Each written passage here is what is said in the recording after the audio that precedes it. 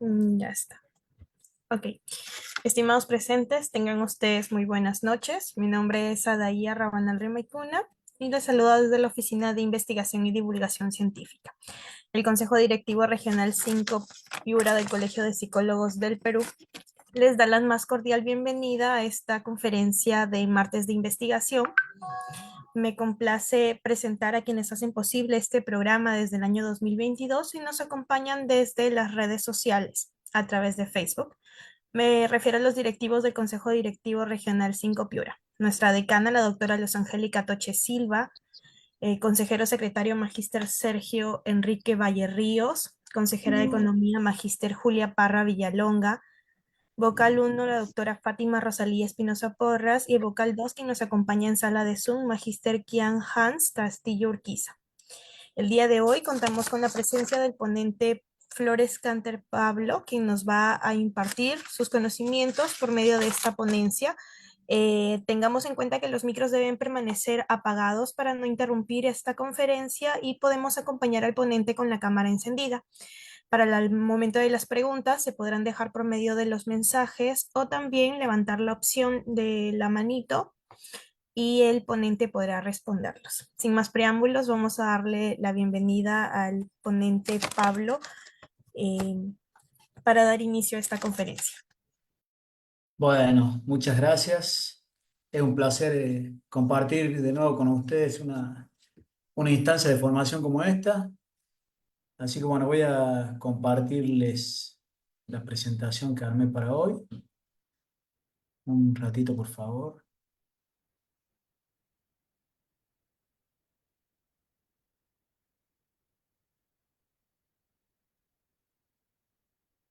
Bien. Ahí están viendo la presentación, ¿verdad? Hola, hola. ¿Está cargando? Ah, bien, porque lo veía medio trabado esto.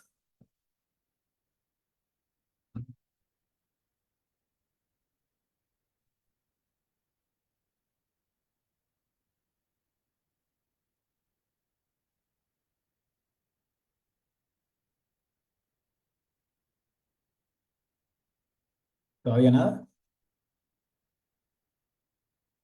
Mm, Ah, ya ahí está. está. Ahora Ya sí, está. ¿verdad? Sí. Bien, bien. A ver que minimizo esto. Bien. Bueno, este es un tema en el cual lo estuvimos charlando el tiempo que estuve allá por Piura, hace no mucho. Acá quiero hacer hincapié de nuevo sobre esto y aportarles algunos nuevos conceptos y hacer hincapié sobre algunas prácticas concretas en ciencia abierta que les pueden ser útiles a ustedes para sus prácticas en investigación. Entonces, el temario que traje para hoy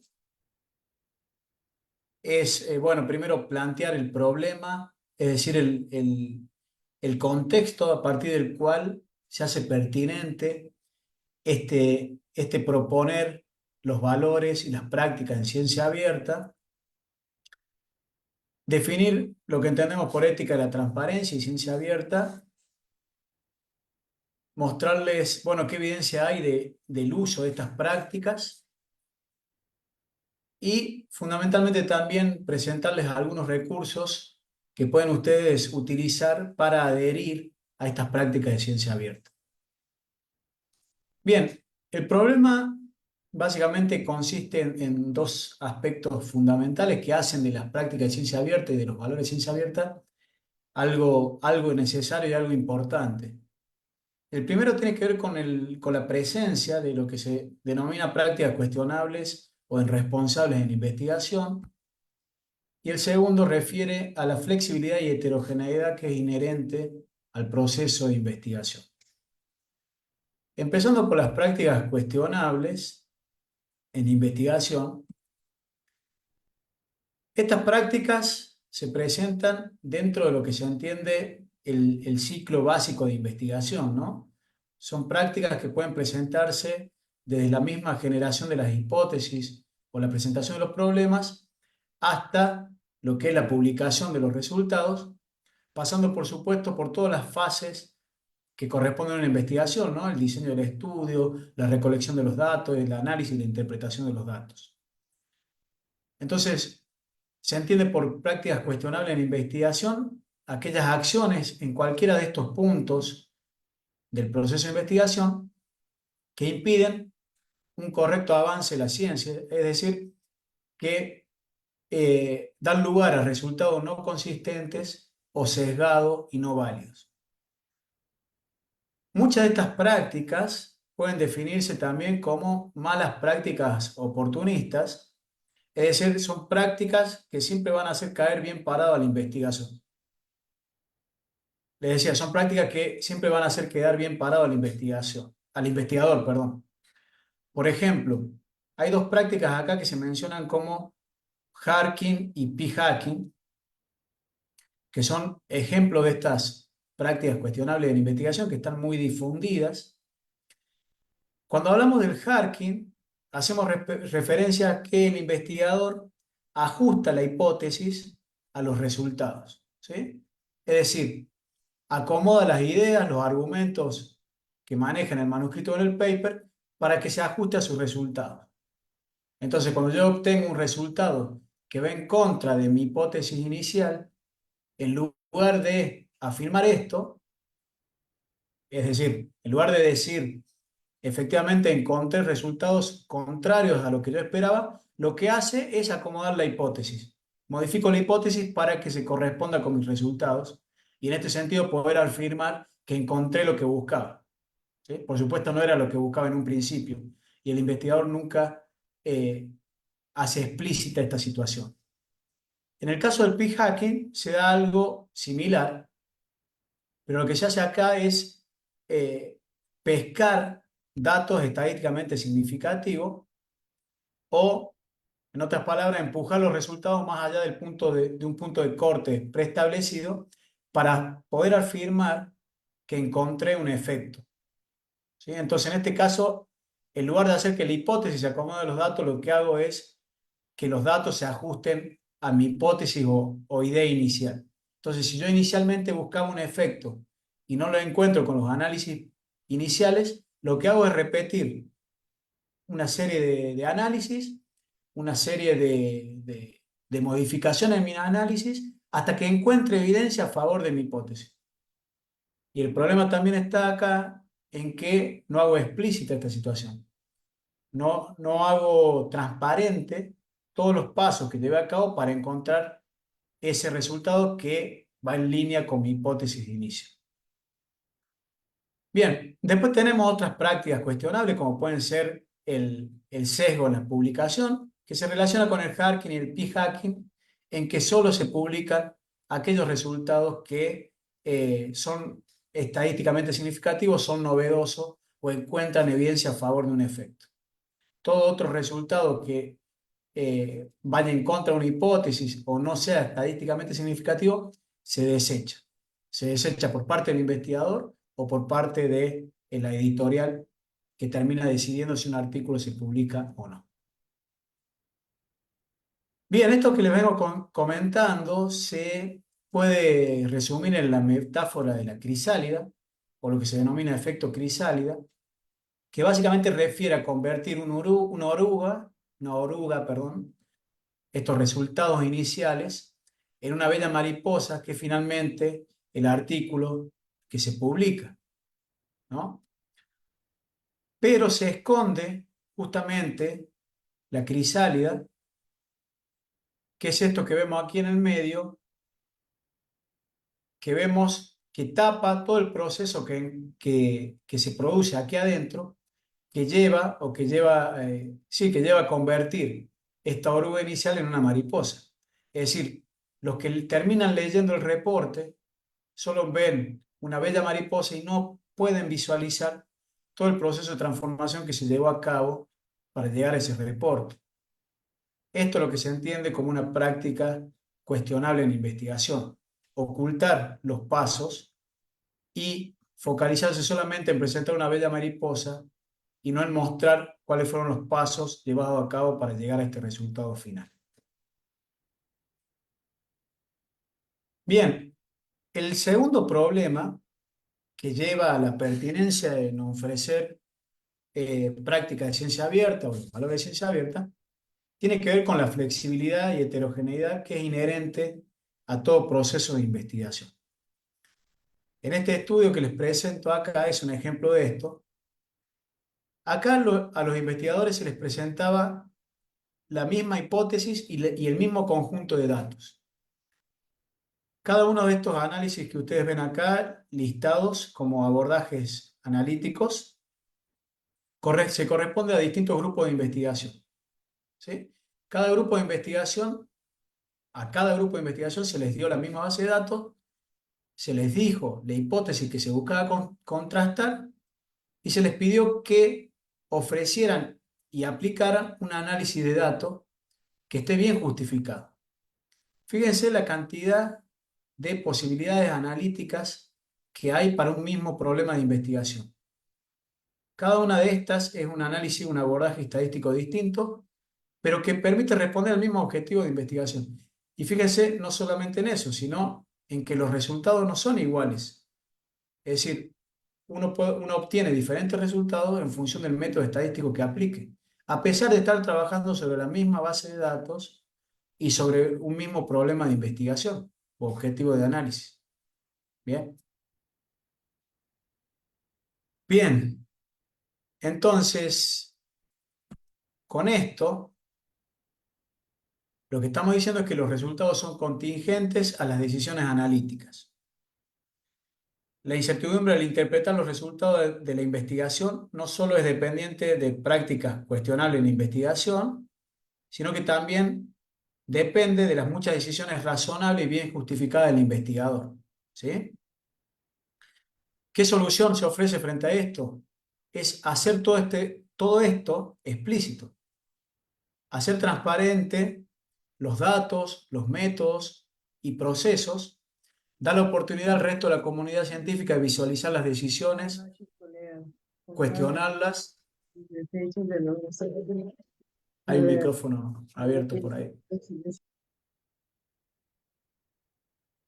Bueno, les decía que la transparencia, es decir, el ofrecer estas prácticas de ciencia abierta o los valores de ciencia abierta, lo que permite es brindar la oportunidad al resto de la comunidad científica de visualizar las decisiones que toman cada investigador, poder cuestionarlas, poder ofrecer alternativas y evaluar esas alternativas. Bien, esto nos lleva a la segunda parte de esta presentación, que tiene que ver con la ética, la transparencia y la ciencia abierta, ¿sí? Hacia la promoción de estas conductas responsables. Es la solución que se ofrece ante esta problemática que veíamos tenía que ver con estos dos puntos, con las prácticas cuestionables de la investigación y la heterogeneidad y flexibilidad inherente a todo proceso de investigación. Bien, cuando hablamos de prácticas responsables en investigación y en donde se ubica la práctica de ciencia abierta, nos encontramos con tres principios éticos fundamentales, que son la honestidad, la prudencia y la apertura. Cuando hablamos de la honestidad, indicamos que el investigador debe ser veraz en todos los aspectos del proceso de investigación, es decir, no debe fabricar, falsificar o describir engañosamente los datos o resultados. Debe ser prudente. Esto quiere decir que el investigador debe evitar los errores en la investigación. En otras palabras, debe minimizar los errores humanos y metodológicos, evitando también, y esto es importante, lo que es el autoengaño y los sesgos. Y el principio de apertura, quizá el más directamente relacionado con los principios de ciencia abierta, que indica que los científicos deben compartir, hacer transparente y de acceso abierto para todos lo que refiere a los datos, los resultados, las ideas, las técnicas y los materiales.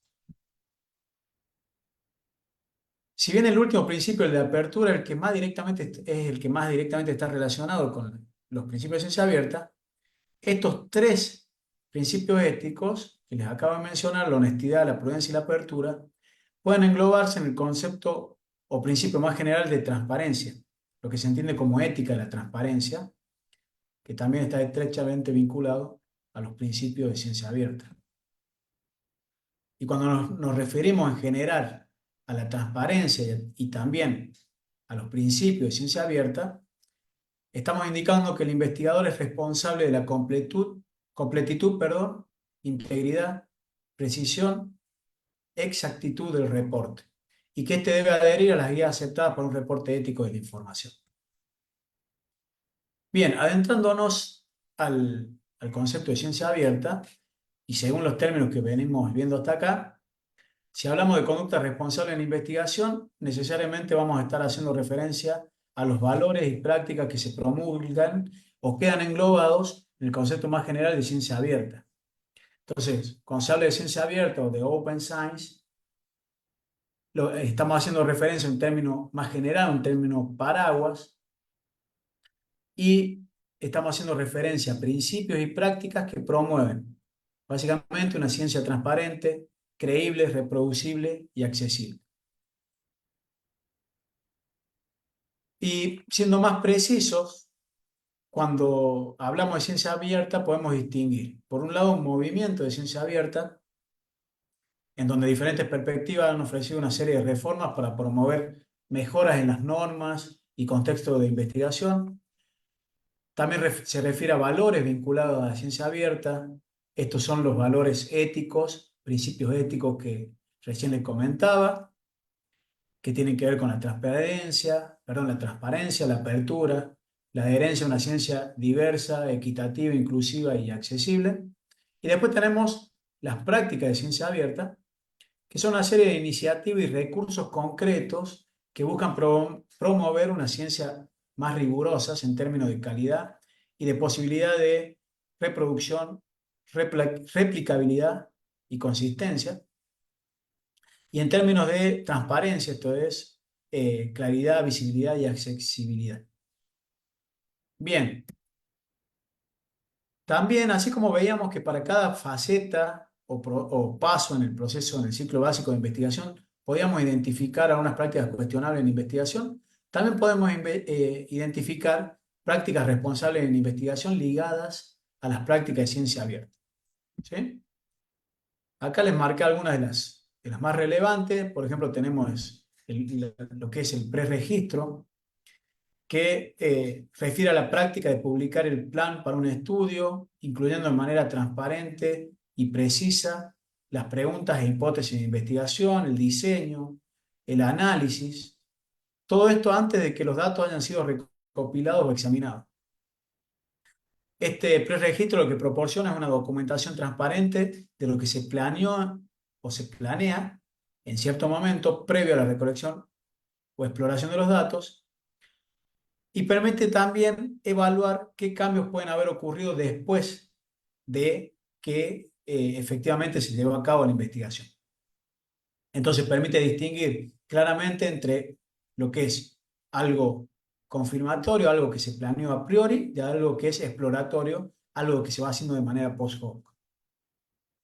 Después tenemos los preprint, estas prepublicaciones, que es una versión públicamente disponible de cualquier tipo de manuscrito científico o resultado de investigación que precede a la publicación formal.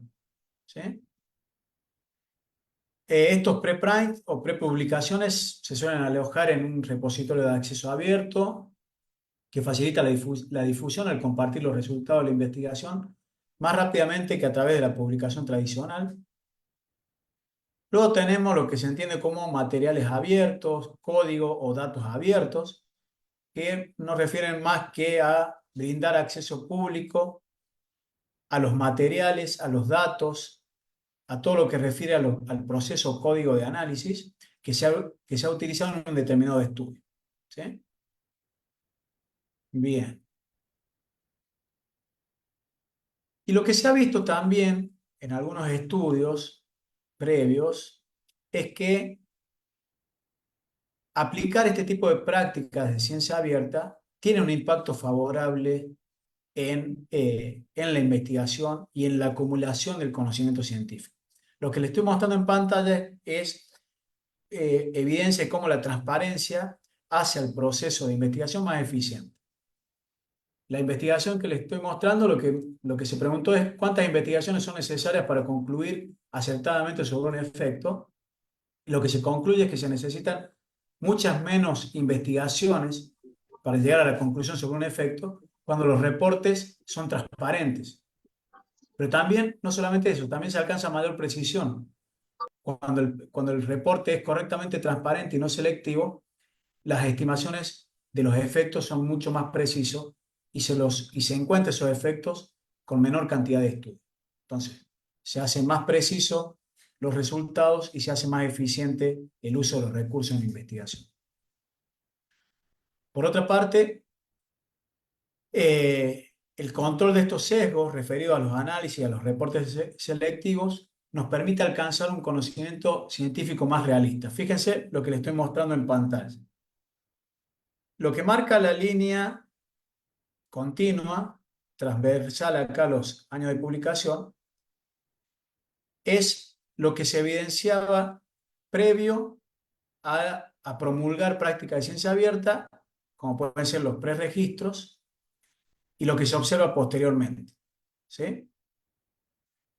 Fíjese que antes de promover preregistros, lo que se encontraba eran resultados en su mayoría que concluían que las intervenciones eran positivas o beneficiosas. ¿Sí? Eso se representa con los signos más en esos círculos que ustedes ven. Pero fíjense que a partir de la implementación del preregistro, esto de establecer a prueba las hipótesis y los análisis, pasan a ser mucho menos las conclusiones en favor de las intervenciones y empiezan a haber más estudios que concluyen que no hay ningún efecto de las intervenciones que se ponen a prueba. Es más, empiezan a evidenciarse efectos adversos de esas intervenciones.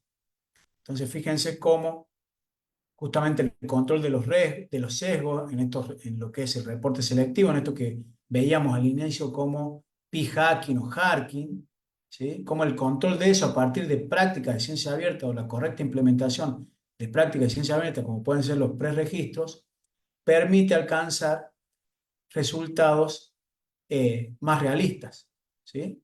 Y un conocimiento que es más beneficioso para lo que son las políticas públicas, ¿no? Bien, entonces, la implementación de estas prácticas de ciencia abierta no solo nos permiten prevenir, sino también promover una mejor ciencia. Es decir, no solo prevenir prácticas cuestionables, sino también promover prácticas responsables en investigación. A modo de conclusión, las prácticas de ciencia abierta no solo previenen conducta cuestionable en investigación, sino que además, al promover la transparencia, promueven una ciencia más rigurosa y accesible. Bien, siendo tan importantes estas prácticas, podemos preguntarnos acá cuál es la adherencia que se está teniendo de estas prácticas de ciencia abierta. ¿Sí? ¿Cuánto estamos haciendo uso de estas prácticas que parecen ser tan beneficiosas para el avance del conocimiento científico y para su correcta implementación en las políticas públicas?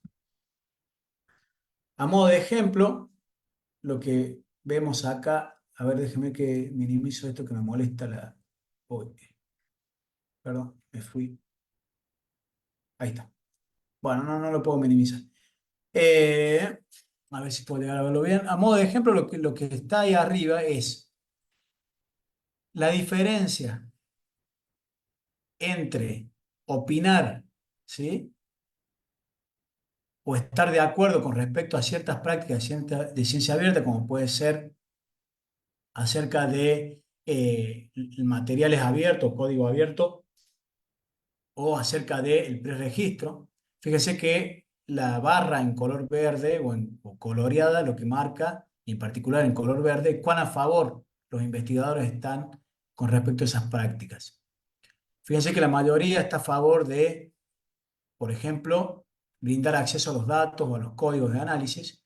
Sin embargo, este porcentaje que supera el 80% de estar a favor de esa práctica, hay solamente una mitad de esos investigadores que las ponen en práctica. Esta brecha también se ve entre la opinión favorable al preregistro, más del 50%, y menos de un 25 o un 25% que efectivamente lo pone en práctica, a esa práctica de ciencia abierta. Entonces vemos una brecha entre la opinión que se tiene de estas prácticas y lo que se termina o lo que se puede finalmente hacer.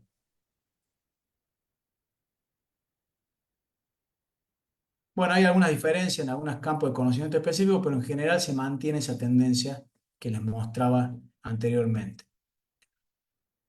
Esto se corresponde con la encuesta que tomó el Centro de Ciencia Abierta en el año pasado, en donde muestra que hay casi un 70% de investigadores que están a favor de compartir los datos y un 76% que planea hacerlo en un futuro. Hay un 84% que está a favor de las prácticas de replicación, pero un 62% nunca ha hecho un estudio de replicación. Tenemos que hay un 38, un 39% que indica que la falta de acceso a un repositorio pertinente es la razón por la que no comparten estos materiales. Es decir, que podemos decir que si bien hay un 70-76% que planea hacerlo, hay casi 40% que ve dificultad en hacerlo porque no saben dónde compartir estos datos. Relacionado con esto, hay una opinión favorable general acerca de compartir de manera abierta lo que tiene que ver con los materiales de investigación. Sin embargo, casi la mitad de los investigadores dice que no ven qué beneficio le puede traer esto, por ejemplo, a la hora de que lo promuevan en su trabajo o le den algún tipo de incentivo, ¿no? Es decir, no ven que se valore este tipo de conducta de investigación en su entorno de investigación, en sus instituciones, por ejemplo. Y por otra parte, esto también resulta importante, hay casi una mitad de estos investigadores que dicen que no tienen familiaridad o no están formados en lo que tiene que ver con el preregistro, y eso lo indican como la razón para no preregistrar sus estudios, ¿no? O sea, la referencia a la falta de familiaridad o de conocimiento de estas prácticas de ciencia abierta y cómo llevarlas a cabo. Entonces, ante esto, lo que tenemos es la necesidad de empezar a promover o de visualizar qué recursos tenemos para la promoción de ciencia abierta. Y este es un primer paso nomás, porque en realidad no solamente tenemos que mostrar los recursos que hay disponibles, sino también educar en cómo hacer uso de estos recursos. Y también me voy adelantando a una conclusión final, pero también es necesario no solamente que los investigadores aprendan a hacer uso de estos recursos, sino que le vean el beneficio y que las instituciones brinden incentivos. Porque si las instituciones no brindan incentivos para el uso de estas prácticas, difícilmente el investigador invierta una parte importante de su tiempo en aprender una nueva herramienta, en este caso una nueva práctica que tiene que ver con la ciencia abierta. Bueno, veamos ahora una lista de recursos que por supuesto esta presentación se las voy a dejar disponible para que ustedes puedan revisar de manera tranquila cada uno de estos recursos, pero hay muchos recursos, ¿sí? Eso es lo bueno, hay mucho material, hay mucha bibliografía, hay muchos blogs que facilitan los conocimientos necesarios para hacer uso o empezar a aplicar estas prácticas de ciencia abierta en nuestro propio proyecto de investigación, ¿sí? Nos enseñan a hacer preregistro, nos enseñan a subir material o brindar acceso abierto a lo que son los materiales de investigación, incluyendo lo que son los datos, los códigos, también a cómo subir un preprint y brindar acceso a ese artículo de manera temprana. Bien, yo se los separé en metas recursos, es decir, plataformas que brindan información y links a otras plataformas con recursos tecnológicos y educativos formativos.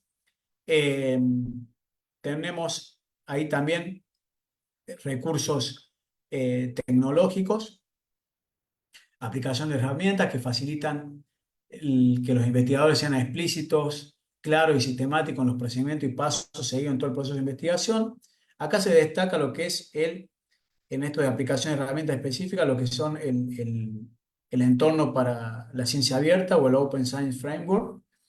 Y después se lo separé en lo que son recursos educativos, es decir, entrenamientos concretos en algunas prácticas de ciencia abierta. ¿Bien?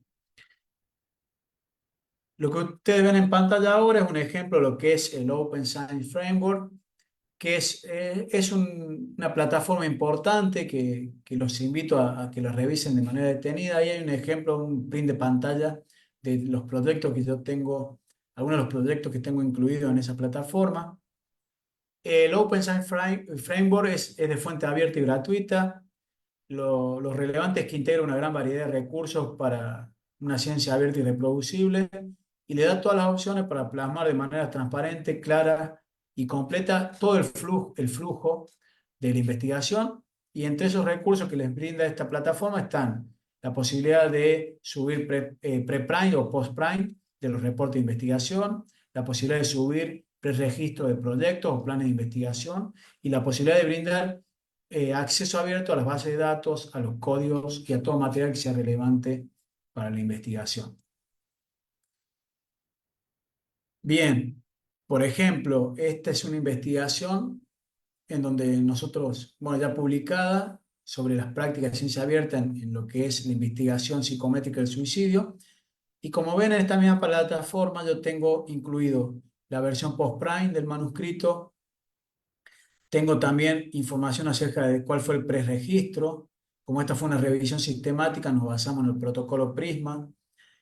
Eh, Después tenemos todo lo que tiene que ver con materiales abiertos, de los cuales toda persona interesada tiene acceso y puede descargar, como puede ser los materiales, perdón, la base de datos, todo lo que tiene que ver con los resultados del análisis de datos, la sintaxis y los archivos necesarios para reproducir los resultados que nosotros reportamos en nuestro manuscrito final.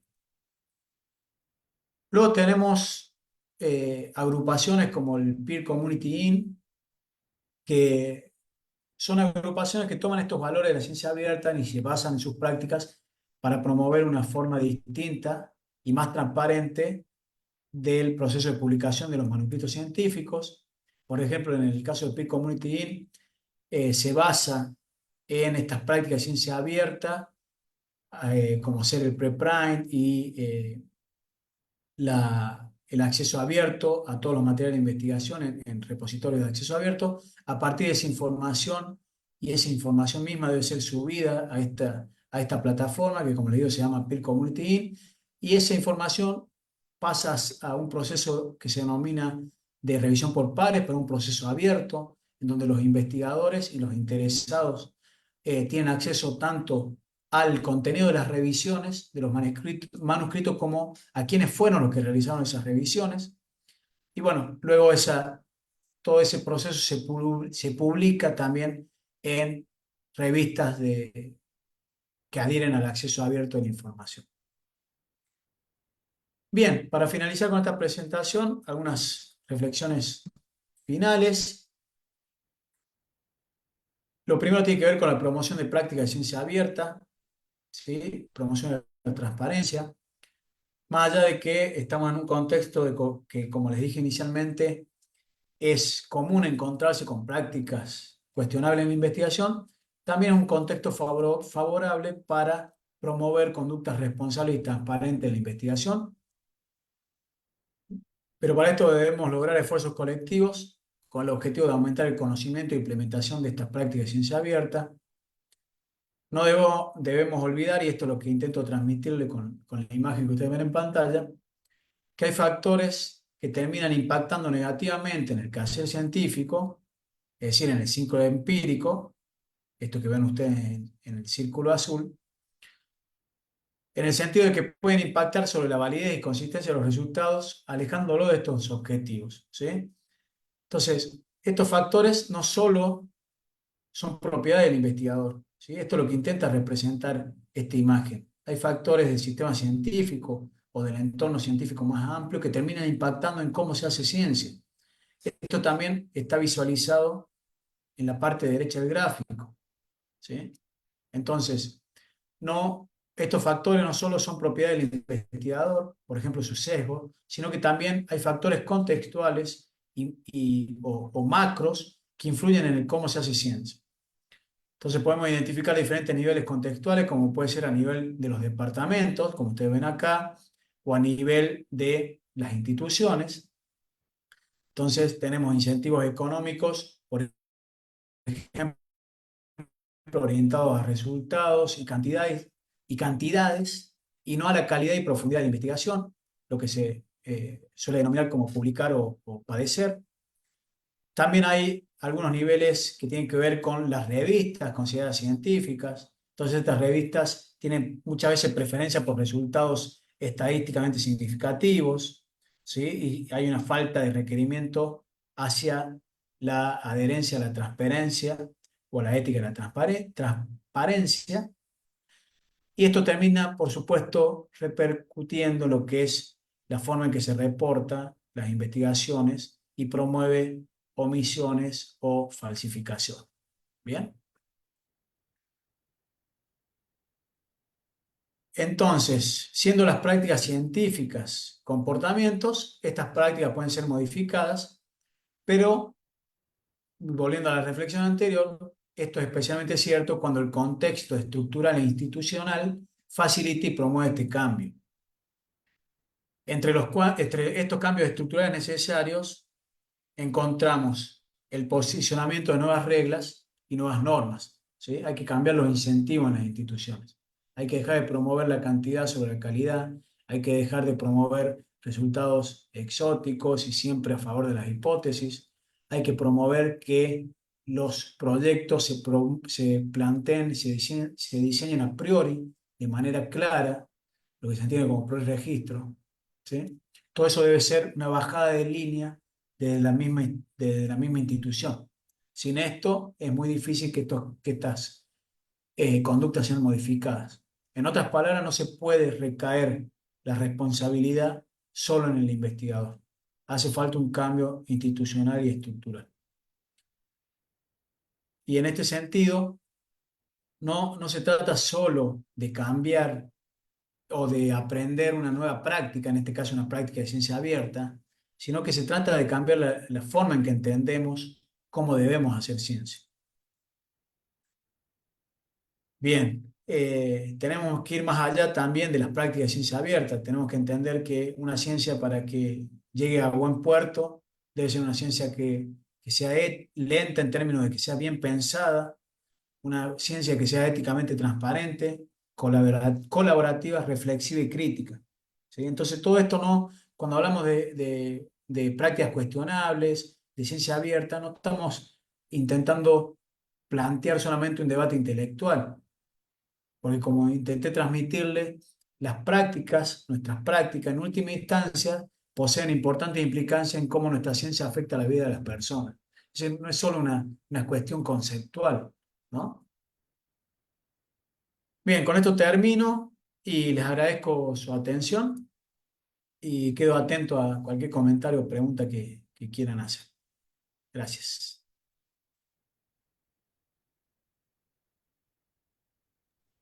Bien, excelente ponencia, estimado Pablo. Entonces entramos a la ronda de Gracias. preguntas para que los asistentes puedan prender su micrófono, de repente dejar las preguntas por el chat para que puedan ser respondidas por el ponente.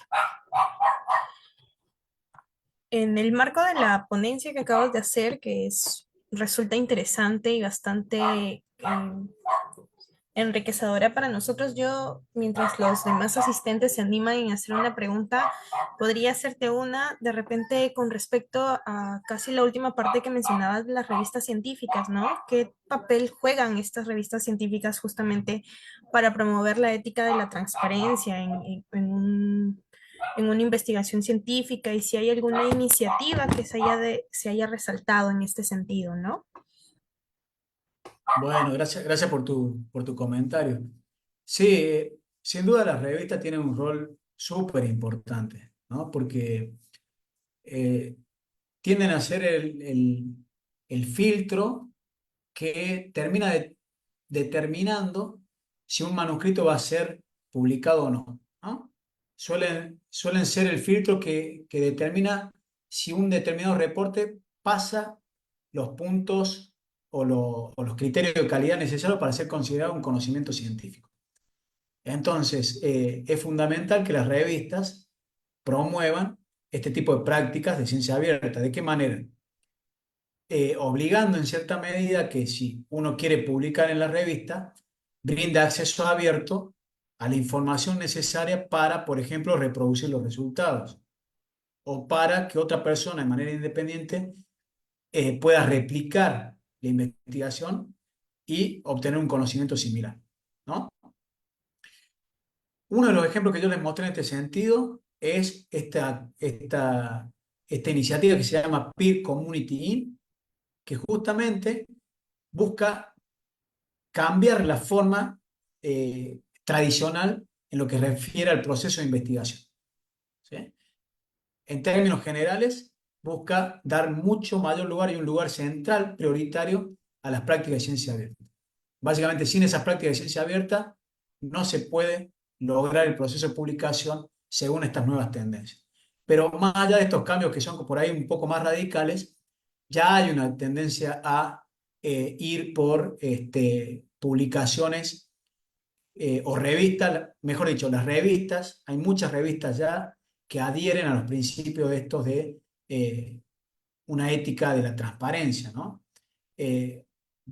Casi, o muchas de las revistas más importantes, al menos obligan a los investigadores a decir o dar un argumento en relación, por ejemplo, a el acceso abierto a los datos, ¿sí?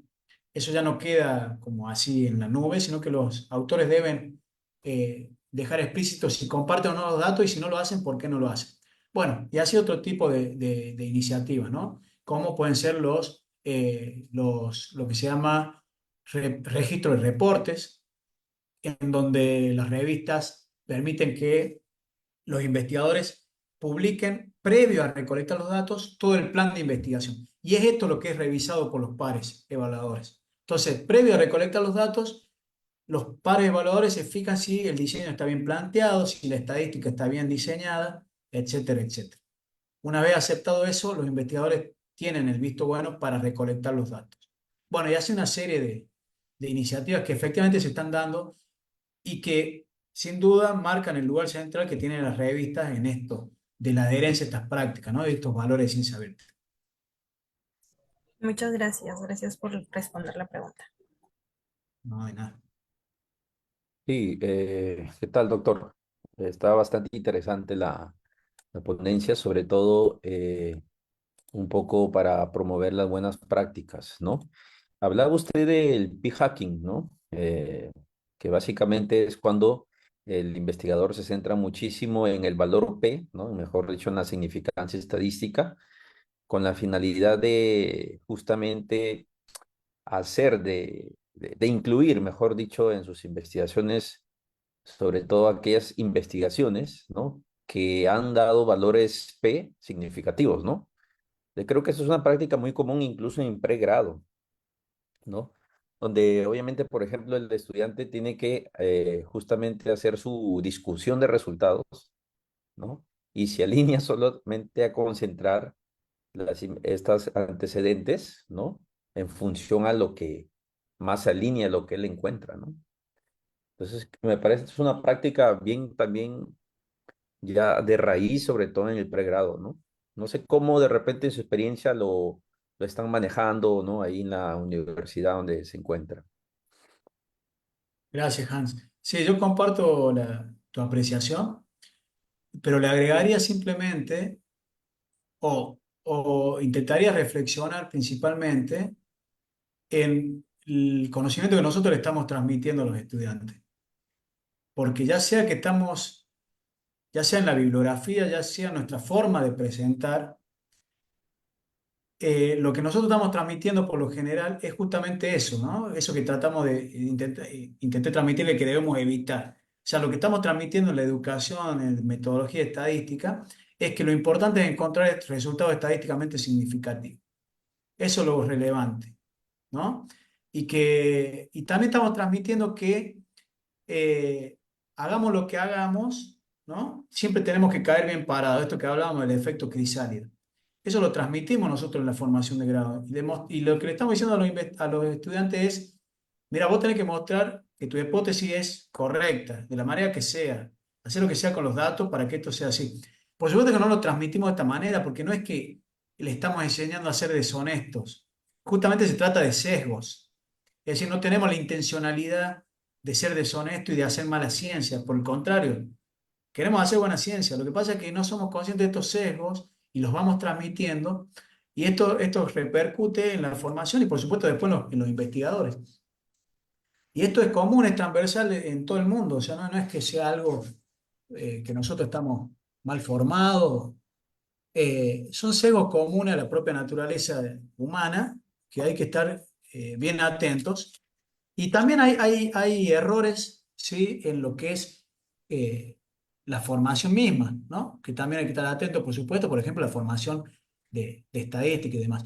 Pero yendo al punto que vos me mencionas, Hans, y resumiendo la idea, sí creo que se presenta, pero que fundamentalmente tenemos que reflexionar como docentes o como investigadores el ejemplo que damos a los que están, vamos a decirlo así, por debajo nuestro, pero en el sentido de formación. Eh, ¿Y cómo manejar esto? Bueno, es mostrando, ¿no? Cómo se hace buena ciencia. Mostrando que la ciencia, para ser buena ciencia, tiene que ser una ciencia reflexiva, ¿no? Que uno piense el qué hace y por qué lo hace, lo justifica adecuadamente, plantea un proyecto previo a desarrollar la investigación, un proyecto que sea consciente de todos los puntos importantes, por qué un determinado tamaño muestral, por qué un determinado análisis, que sea consciente de que las distintas opciones analíticas pueden llegar a diferentes resultados. Por lo tanto, no solo es pertinente mostrar un análisis, sino toda la gama de análisis posible y mostrar si los resultados son coherentes o no entre sí en esa variabilidad. Eh, ¿Qué más? Bueno, poder diferenciar también entre lo que es un análisis exploratorio y un análisis confirmatorio. Eh, Eso es importante porque a ver, de lo que estamos hablando acá no es de que está mal y ver qué análisis me llevan a un resultado estadísticamente significativo. Eso no está mal en principio, lo que está mal es el reporte. Cuando vos reportás eso de manera selectiva y no indicás que fue de manera exploratoria que vos llegaste a eso es lo que hace mal al avance del conocimiento científico. Entonces, muchas de las cosas están en el reporte, entonces tenemos que enseñar a reportar de manera transparente todo el proceso y salirse de esta mentalidad de que yo tengo que mostrar esto como el reporte como una bella mariposa. Tengo que dejar de lado la crisálida y la oruga, ¿se entiende? Creo que por ahí va la cuestión. No sé qué opinas vos, Hans, con respecto a esto Sí, sí. que te No, comentaba. sí me parece interesante. De hecho, que eso ocurre, ¿no? En nuestro medio. Es universal justamente cuando decía, ¿no? Es la forma en cómo queremos hallar justamente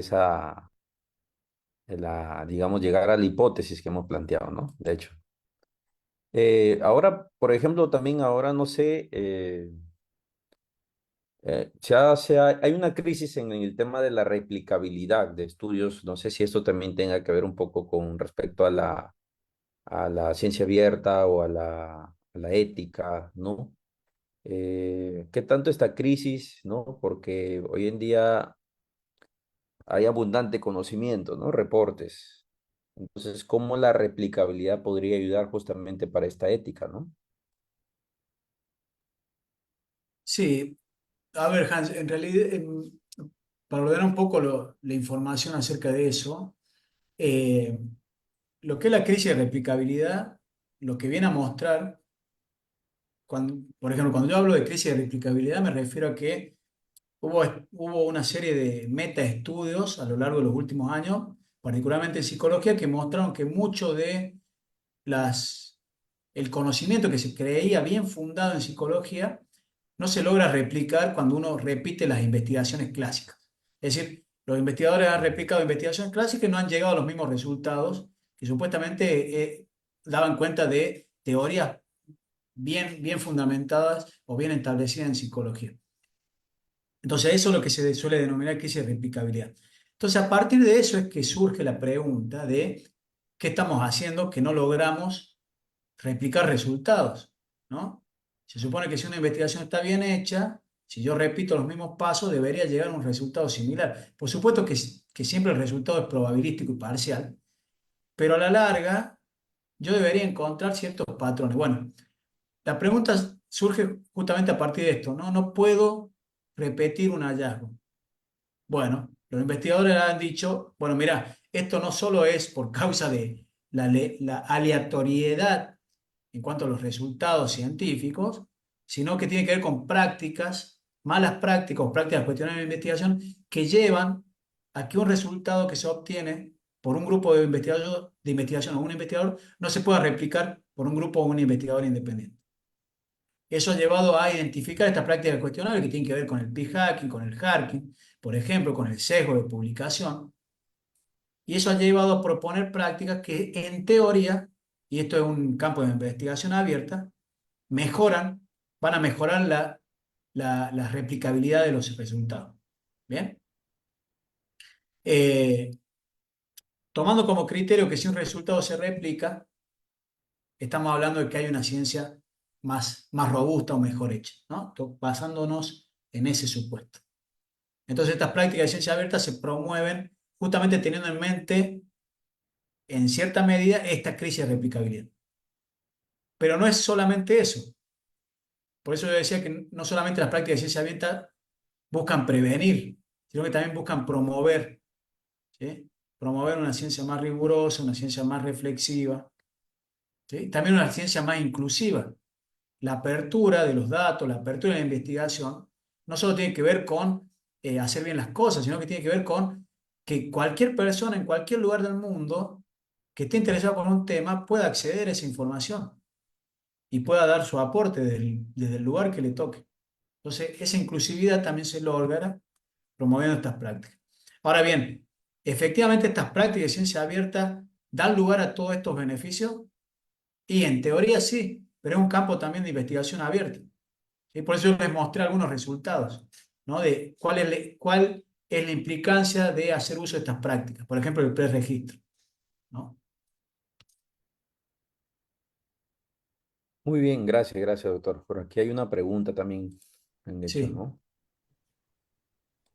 Sí, por el chat hay una pregunta que nos hacen y dice, buenas noches, mi pregunta es, ¿qué desafíos éticos enfrenta un investigador al implementar prácticas de transparencia en sus estudios? Bueno, esa es una excelente pregunta, porque si la estoy entendiendo bien, refiere, por ejemplo, a que está bien, desde la práctica de ciencia abierta se promueve, por ejemplo, brindar acceso a los datos. Sin embargo, ahí se abre algunas preocupaciones éticas, ¿no? Por ejemplo, el anonimato de la información o el resguardo, ¿no? De la seguridad de los datos. Entonces, es muy importante eso que plantea la colega o el colega, porque no es cuestión de empezar a aplicar todas estas cosas así como así, sin ninguna revisión de también los pormenores éticos que están en estas prácticas. Entonces, por ejemplo, en lo que refiere al acceso a los datos, yo no puedo brindar acceso a los datos así nomás sin revisar previamente que estoy garantizando el anonimato de las respuestas y que estoy asegurando la seguridad de esos datos, que después no se pueda conectar, por ejemplo, la información que yo estoy brindando acceso con una persona concreta. Pero además tengo que estar en línea con los aspectos legales, ¿sí? Mi institución, mi país o en donde estoy, ¿permiten este tipo de acceso abierto o no? ¿Qué tipo de restricciones? Entonces hay cuestiones también normativas, ¿no? Legales, que también, por ejemplo, por supuesto puede estar involucrado lo que tiene que ver con las normas éticas del psicólogo de un colegio de psicólogos en particular, como puede ser el de Perú. Entonces, son aspectos importantes que agradezco a la compañera o al compañero que lo haya mencionado, porque tampoco es la recomendación es aplicar estas prácticas así como así, porque todas estas prácticas también tienen un trasfondo ético que hay que tener presente y que y al cual hay que responder antes de implementar una práctica como puede ser la de brindar acceso a los datos.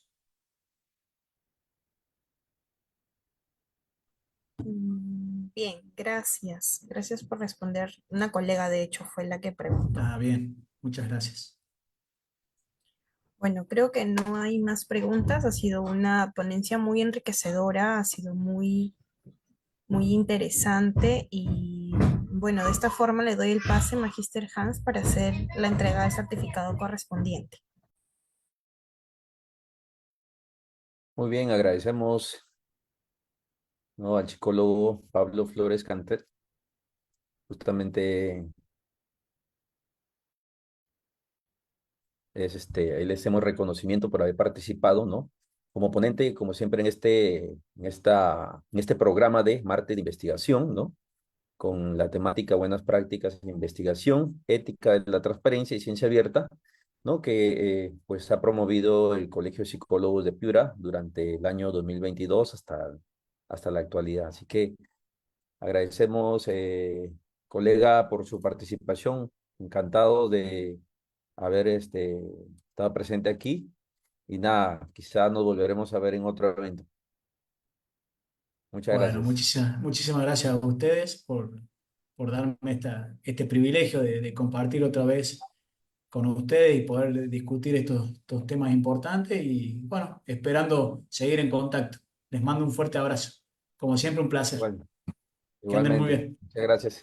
Gracias a todos los asistentes. Le debemos un ceviche, doctor. Muy bien. Gracias, chicos. Gracias a todos. Gracias, Ada. Bien, No sé si buenas tienes noches, buenas noches para algún todos. comunicado final. Bueno, no, que registren su asistencia, como ya lo han hecho la mayoría, y que tengan buenas noches. Sí, muy Hasta- bien. El 12 de agosto tenemos otra, ¿no? Otro martes de investigación, Sí, sí, ¿no? sí, Los ya podemos invitar será. igual ahí por el Facebook. Ah, la transmisión hay que ya finalizarla. Gracias.